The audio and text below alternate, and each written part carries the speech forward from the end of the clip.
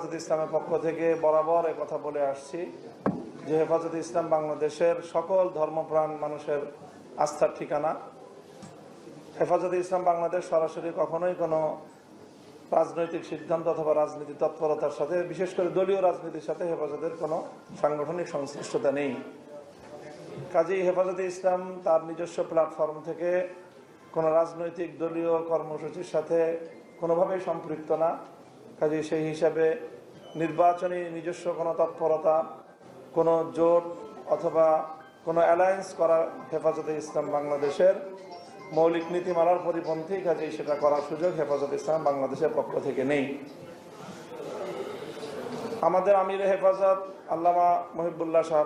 আল্লামা শাহ মুহিবুল্লাহ বাবুনগরী, তিনি শুধু হেফাজতে ইসলাম বাংলাদেশের আমির নন, তিনি বাংলাদেশের বর্ষিয়ান এবং সর্বশ্রেষ্ঠ একেবারে শীর্ষ আলেমে দ্বীন। আমরা বাংলাদেশের এখন শীর্ষ আলেম হিসেবে হেফাজতের আমিরকে আমরা জানি। কাজেই তিনি তার ধর্মীয় জায়গা থেকে তিনি বাংলাদেশের প্রায় শতবর্ষী শিক্ষা প্রতিষ্ঠান জামে আজিজুল উলুম বাবুনগর মাদ্রাসার মহাপরিচালক এবং বাংলাদেশের সকল ধর্মীয় স্কলারদের তিনি শিক্ষক পর্যায়ের ব্যক্তিত্ব।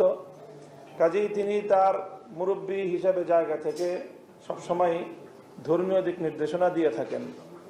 কাজেই সেই হিসাবে বিভিন্ন ইসলামিক বিষয়ে ওনার পক্ষ থেকে মতামত এবং বক্তব্য আসে এবং আসাটা ওনার ব্যক্তিগত ধর্মীয় অভিভাবকত্বের জায়গার সাথে খুবই প্রয়োজনীয় একটি বিষয়। কাজেই সেই হিসাবে কোনো ইসলামিক বিষয়ক কোনো বিভ্রান্তি নিরসন অথবা কোনো ভুল মতবাদের খণ্ডন, এটি আল্লামা শাহ মুহিবুল্লাহ বাবুনগরীর ব্যক্তিগত এবং সারা দেশের আলেম সমাজের ইসলামের অভিভাবকত্বের জায়গা থেকেই তিনি এই বক্তব্যগুলো দিয়ে থাকেন।